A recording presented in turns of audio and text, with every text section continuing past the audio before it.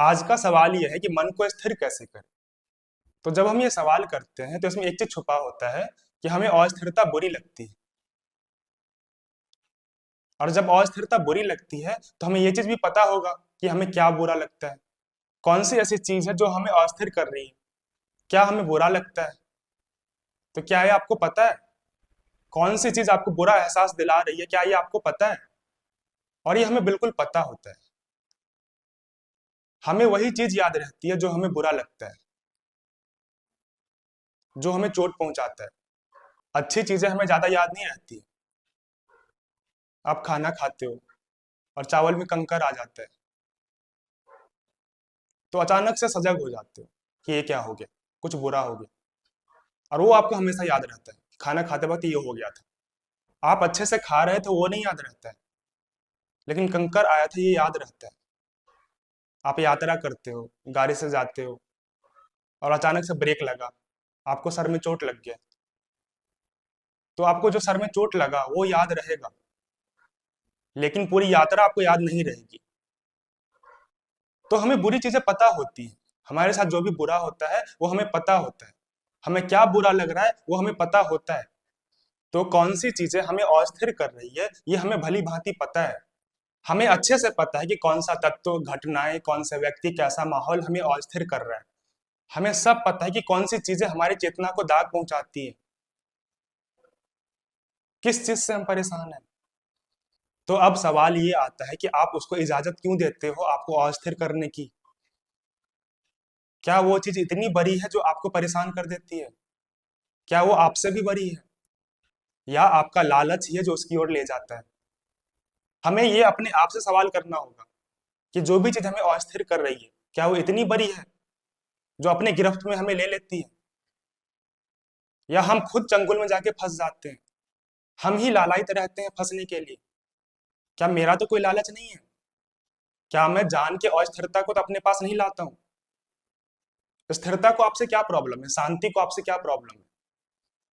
ऐसा थोड़ी है कि वो भाग रही है, शांति आपसे दूर जा रही है, या हम अशांति को खुद करीब ला रहे हैं। ये हमें जानना होगा। ये तो बड़ी अजीब बात है ना।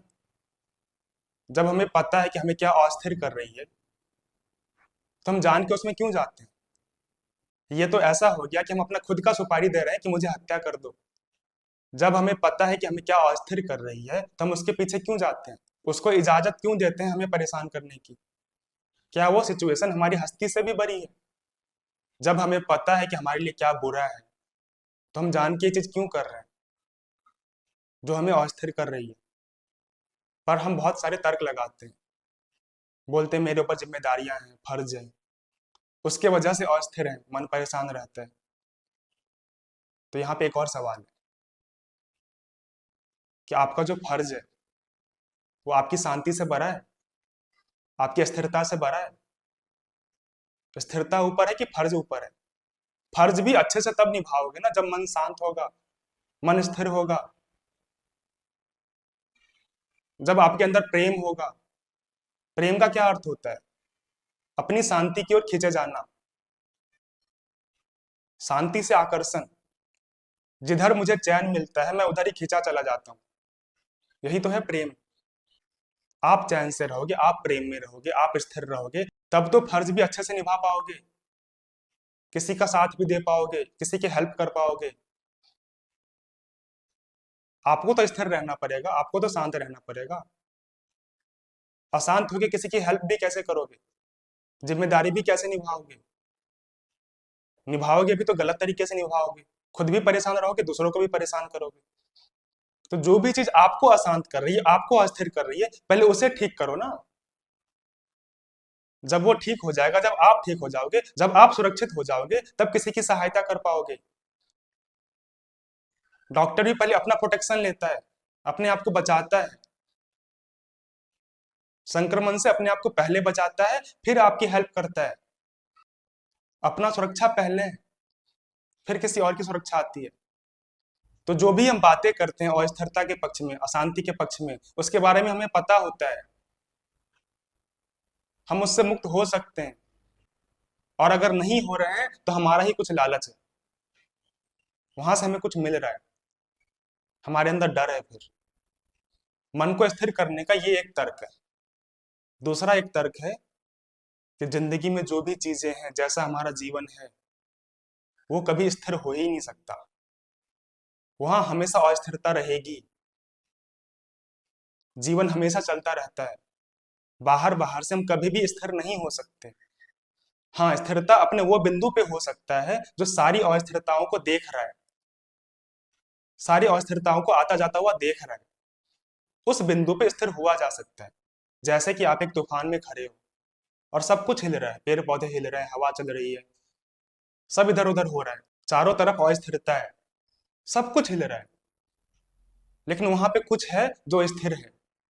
कुछ है आपके अंदर जो स्थिर है। तूफान उसको नहीं हिला सकती, सिर्फ वही स्थिर हो सकता है।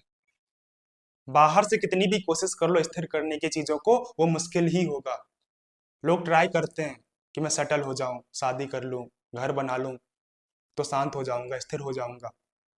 इससे किसी को आज तक स्थिरता मिली नहीं है। फिर भी लोग ये बेवकूफी करते हैं, बाहर से शांत होने की कोशिश करते हैं, जो कि बहुत मुश्किल है। आपके अंदर ही वो एक बिंदु है जहां पे शांत हुआ जा सकता है, जो ये सारी अशांति को देख रहा है। वही एक चीज है जिसको कोई नहीं हिला सकता। तो असली स्थिरता जहां है वहां जाओ। बाहर तो तूफान ही तूफान है, लेकिन उस तूफान के बीच में खड़े होके देखो कि क्या है जो नहीं हिल सकता। शरीर हिल रहा है, मन में विचार भी बहुत सारे उठ रहे हैं, लेकिन कुछ ऐसा चीज है जो नहीं हिल रहा। उसको जानो, उसको जानने की कोशिश करो। जब जानोगे, समझोगे, तो एक बड़ा अजीब सा एहसास होगा। जो हिल डुल रहा है वो तो दिखाई देगा ही, लेकिन साथ ही साथ एक ऐसा एहसास होगा अचानक से कि भीतर कुछ है जो नहीं हिल सकता। तूफान भी उसे नहीं हिला सकती। वो है असली चीज, वो है असली शांति। जब ये पता चल जाता है तो फिर बहुत मजा आता है, फिर डर नहीं लगता। फिर हम बोलते हैं आने तो कितना तूफान आएगा, हम नहीं हिलने वाले। हमारा स्वभाव ही ऐसा नहीं है। ऐसा नहीं है कि हम प्रार्थना कर रहे हैं कि बाहरी तूफान बंद हो जाए। एक तूफान बंद हो जाएगा तो दूसरा आ जाएगा। ये तो बेवकूफी की बात है कि हम बाहर स्थिरता खोज रहे हैं। बाहर मिलेगी नहीं। स्थिरता मिलेगी भी तो कहीं और मिलेगी, वो आपके अंदर मिलेगी। तो स्थिरता को खोजना भी है तो अंदर खोजो, या फिर जो भी चीजें आपको अस्थिर कर रही है उसको हटा दो, तभी आपको शांति मिलेगी।